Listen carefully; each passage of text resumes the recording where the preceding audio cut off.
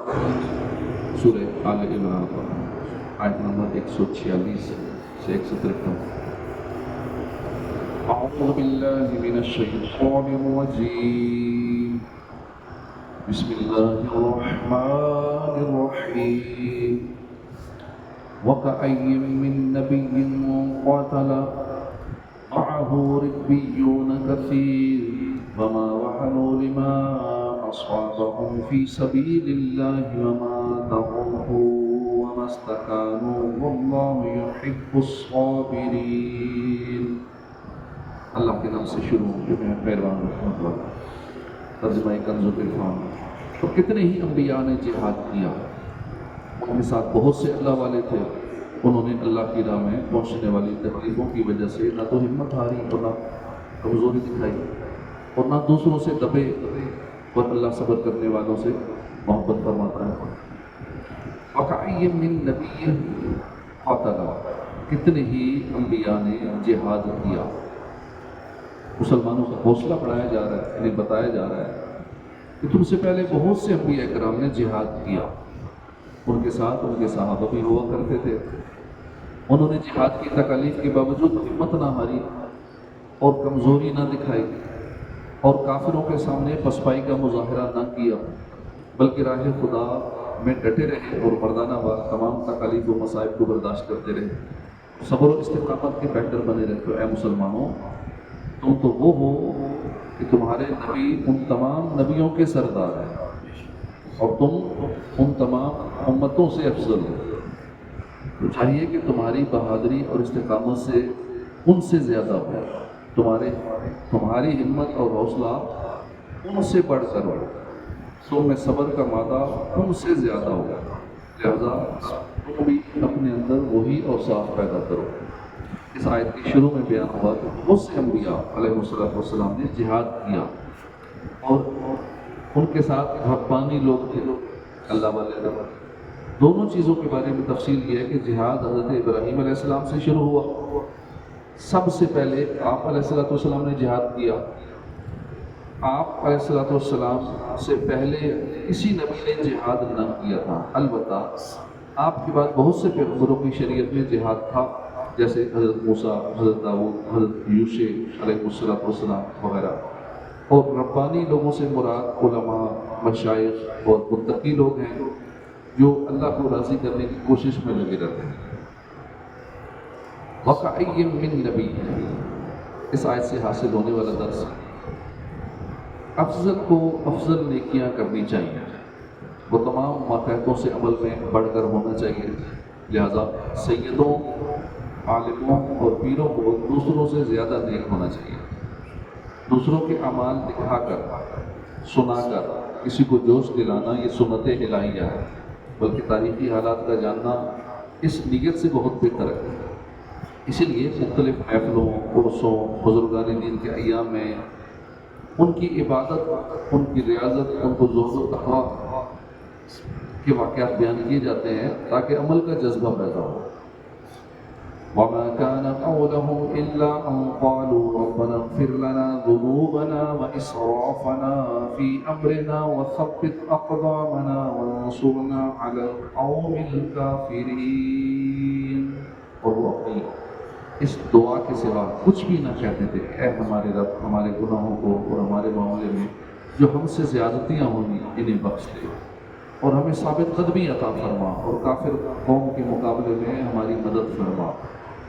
یعنی رسولوں کے ساتھ تکالیف پر بے صبری نہ دکھاتے اور دین کی حمایت اور جنگ کے مقامات میں ان کی زبان پر کوئی ایسا کلمہ نہ آتا جس میں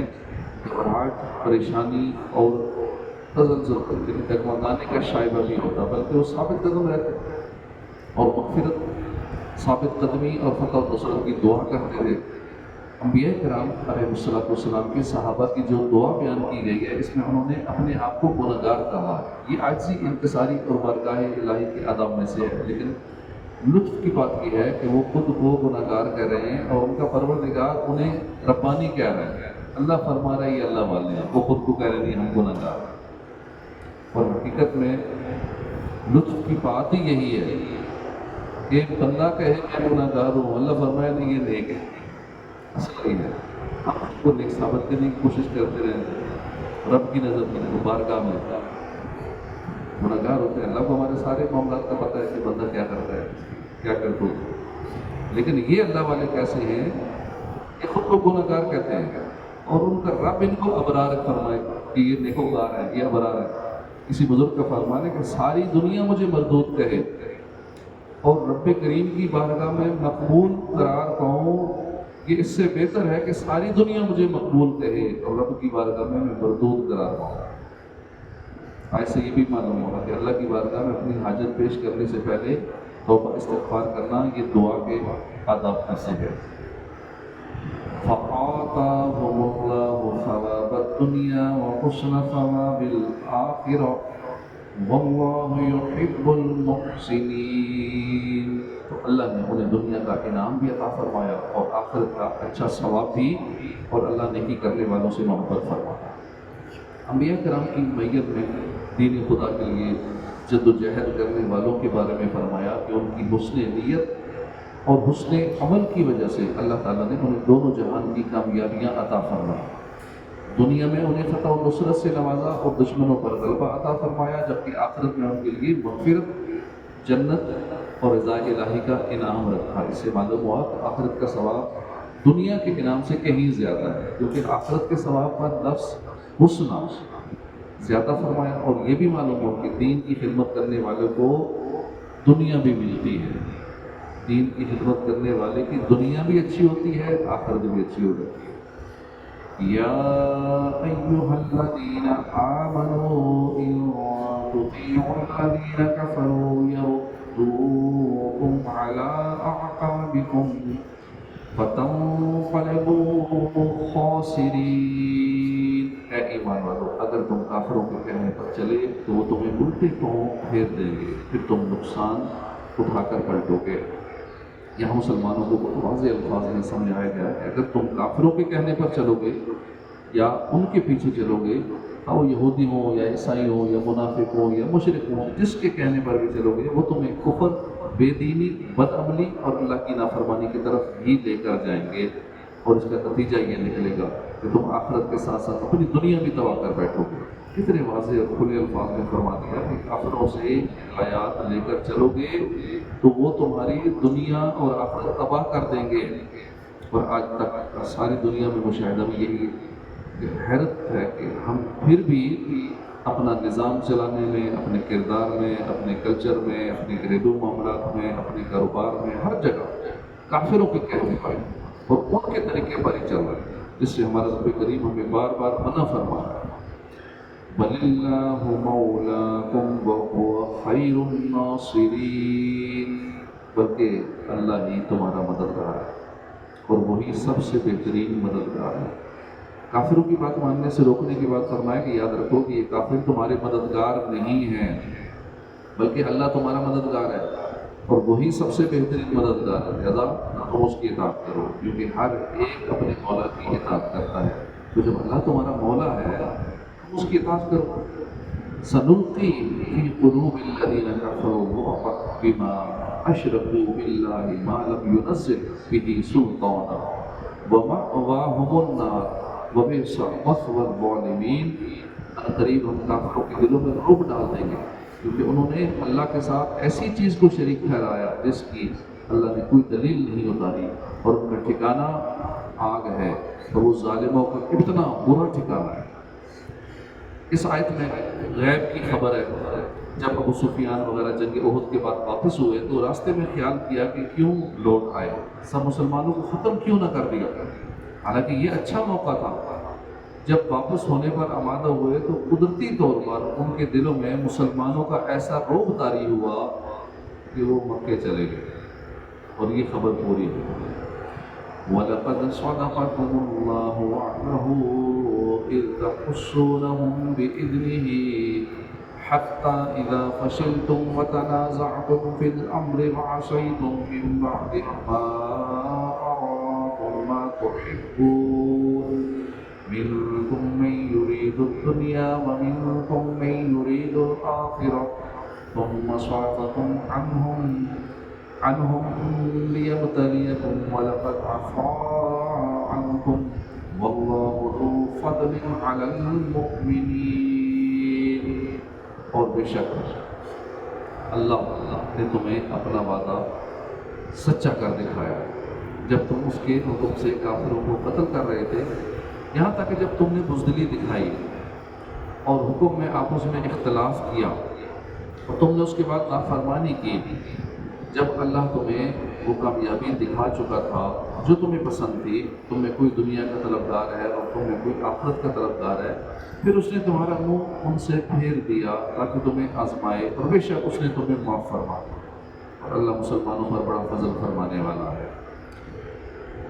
یہاں غزوہ احد کی بات ہو رہی ہے، چنانچہ فرمایا کہ بے شک اللہ نے جنگ احد میں اپنا وعدہ پورا فرما دیا، وَأَنْتُمُ الْأَعْلَوْنَ إِن كُنتُم مُؤْمِنِينَ، یعنی تم ہی غالب ہوگے اگر تم سچے ایمان والے ہو۔ تو تم غالب تھے اور اللہ کے حکم سے کافروں کو قتل کر رہے تھے، لیکن جب تم نے بزدلی دکھائی اور رسول اللہ صلی اللہ علیہ وآلہ وسلم نے جو ایک پہاڑی درے پر جمع رہنے کا حکم دیا تھا، اس میں اختلاف کیا آپس میں، اور اس حکم میں رسول اللہ صلی اللہ علیہ وآلہ وسلم کی مخالفت کی، حالانکہ اللہ تعالیٰ تمہیں تمہاری پسندیدہ کامیابی دکھا چکا تھا، لیکن تم میں سے بعض نے مال غنیمت حاصل کرنے کی خاطر دنیا طلبی کے لیے درہ چھوڑ دیا، جس کا نتیجہ یہ نکلا کہ تمہیں بہت زیادہ نقصان اٹھانا پڑا۔ واقعے کا خلاصہ یہ ہے کہ کفار کی شکست کے بعد حضرت عبداللہ بن جبیر رضی اللہ عنہ کے ساتھ جو تیر انداز تھے وہ آپس میں کہنے لگے کہ مشرکین کو شکست ہو چکی ہے، لہٰذا اب اپنی یہاں ٹھہر کے کیا کریں گے؟ جہاں پہ حضور نے ان کی ڈیوٹی لگائی تھی تیر اندازوں کی کہ تم نے اس درے میں رہنا ہے، اور چونکہ جنگ جیت چکے ہیں تو اب ادھر رہنے کا کیا فائدہ؟ اس میں آپس میں اختلاف ہوا، تو آپس میں کہنے لگے کہ مشرکین کو شکست تو ہو چکی ہے، اب کیا کریں گے ٹھہر کے، چلو کچھ مال غنیمت حاصل کرنے کی کوشش کریں۔ بعض حضرات نے یہ سن کر کہا کہ یہ جگہ مت چھوڑو، کیونکہ رسول کریم صلی اللہ علیہ وسلم نے تاکید کے ساتھ حکم فرمایا تھا کہ تم اپنی جگہ ٹھہرے رہنا اور کسی حال میں یہ جگہ نہ چھوڑنا جب تک میرا حکم نہ آ جائے، مگر لوگ غنیمت کے لیے چل پڑے، اور حضرت عبداللہ بن جبیر رضی اللہ تعالیٰ عنہ کے ساتھ 10 سے کم صحابہ کرام رہ گئے۔ دنیا طلب کرنے والوں سے مراد وہ لوگ ہیں جنہوں نے وہ درہ چھوڑ دیا اور مال غنیمت حاصل کرنے میں مشغول ہو گئے، اور آخرت کے طلبگاروں سے مراد وہ لوگ ہیں جو اپنے امیر حضرت عبداللہ بن جبیر رضی اللہ تعالیٰ عنہ کے ساتھ اپنی جگہ پر قائم رہے حتیٰ کہ شہید ہو گئے۔ آیت کے آخر میں فرمایا کہ غزوہ احد میں اس مقام پر جن لوگوں نے خطا کی اللہ نے انہیں معاف فرما دیا۔ اب ہم اس میں کلام نہیں کریں گے انہوں نے ایسا کیوں کیا، انہوں نے غلط کیا، ان کی وجہ سے یہ نقصان ہوا، انہوں نے نافرمانی کی، کئی لوگ اس پہ کلام کر رہے ہوتے ہیں۔ جب اللہ نے معاف فرما دیا ان کی غلطی ہے تو پھر ہم کیسے کلام کر سکتے ہیں صحابہ کے بارے میں جو اتنی بڑی شان والے ہیں؟ لہٰذا یاد رہے کہ جو اس طرح کے واقعات کو لے کر صحابہ کرام کی شان میں گستاخی کرے وہ بدبخت ہے کہ ان کی معافی کا اعلان اللہ رب العالمین خود فرما چکا ہے، معافی ملنے کے بعد ہم کیوں کسی پہ اعتراض کریں؟ اتنے بڑے بڑے اس دور میں بھی گناہ گار ہوتے ہیں تو صحابہ نے بڑی اعلیٰ شان والے ہیں، دنیا کے سارے ولی بھی اکٹھے ہو جائیں ایک صحابی کے برابر نہیں ہو سکتے۔ ایک عام انسان گناہ کرتا ہے، بڑے بڑے گناہ کرتا ہے، اللہ معاف فرما دیتا ہے، شراب پیتا ہے، بدکاریاں کرتا ہے، اور نہ جانے کتنے گناہ کرتا ہے، سارا معاشرہ اسے برا کہتا ہے، گندا کہتا ہے، لیکن جب اللہ اسے معاف کر دے تو ہم کیا کر سکتے ہیں؟ اس نے معاف کر دیا، اللہ اس کا معاملہ تھا معاف کر دیا، لیکن ہم بعد میں پھر بھی اسے برا بھلا کہتے رہتے ہیں کہ جو بندہ بخشا گیا اللہ معاف کروا چکا، پھر اس نے چھوڑ سکتے چھپ کے ایسی توبہ کر لی اور سچی، جب اللہ توبہ قبول فرماتا ہے تو پھر تو اس کے گناہوں کو نیکیوں میں بدل دیتا ہے اور اس کو نہ جانے کیا مقام عطا فرما دیتا ہے۔ لیکن ہم اپنے طور پہ اس کے بارے میں ججمنٹل ہو چکے ہوتے ہیں کہ ہے ہی ایسا، ساری زندگی نیگیٹو سوچتے اس بندے کے بارے میں، تو ایسا نہیں ہونا چاہیے۔ ہو سکتا ہے وہ بندہ توبہ طائب ہو چکا ہو۔ ہم کسی برے کو جب مسجد میں دیکھتے ہیں نمازیں شروع کرتی ہیں اس پہ تانے دیتے ہیں، 200 چوہے بلی کھا گیا گلی، اس طرح کے عجیب غریب جملے کستے ہیں اس پہ کہ اب یہ نمازیں پڑھ رہے ہیں، ساری زندگی اس نے یہ کام کیا، اس طرح نہیں کرنا چاہیے۔ إذ تُصْعِدُونَ وَلَا تَلْوُونَ عَلَىٰ أَحَدٍ وَالرَّسُولُ يَدْعُوكُمْ فِي أُخْرَاكُمْ فَأَصَابَكُمْ غَمًّا بِغَمٍّ لِكَيْ لَا تَحْزَنُوا على ما فاتكم ولا ما أصابكم والله خبير بما تعملون. جب تم منہ اٹھائے چلے جا رہے تھے اور کسی کو پیچھے مڑ کر بھی نہ دیکھتے تھے اور تمہارے پیچھے رہ جانے والی دوسری جماعت میں ہمارے رسول تمہیں پکار رہے تھے، تو اللہ نے تمہیں غم کے بدلے غم دیا اور معافی اس لیے سنا دی تاکہ جو تمہارے ہاتھ سے نکل گیا نہ تو اس پر غم کرو اور نہ ہی اس تکلیف پر جو تمہیں پہنچی ہے، اور اللہ تمہارے کمال سے خبردار ہے. فَأَصَابَكُمْ غَمًّا بِغَمٍّ، تو اللہ نے تمہیں غم کے بدلے غم دیا. جنگ احد میں جب کفار پیچھے سے آ پڑے تو مسلمان گھبرا کر بھاگ پڑے، مگر سرکار دو عالم صلی اللہ تعالی علیہ وآلہ وسلم اور کچھ صحابہ کرام اپنی جگہ سے نہ ہٹے اور ثابت قدم رہے. ثابت قدم رہنے والی جماعت سے دوسری جماعت کو آوازیں دی جا رہی تھیں کہ اللہ کے بندو ادھر ہو، مگر گھبراہٹ اور شور میں یہ لوگ سن نہ سکے. اس آیت میں اسی کا ذکر ہے اور اس کے حوالے سے فرمایا جا رہا ہے کہ مسلمانوں یاد کرو جب تم افراتفری میں منہ اٹھائے چلے جا رہے تھے اور کسی کو پیچھے مڑ کر بھی نہ دیکھتے تھے، تو تمہارے پیچھے ثابت قدم رہ جانے والی جماعت دوسری جماعت میں ہمارے رسول تمہیں پکار رہے تھے لیکن تم سن ہی نہیں رہے تھے. اللہ نے تمہیں غم دیا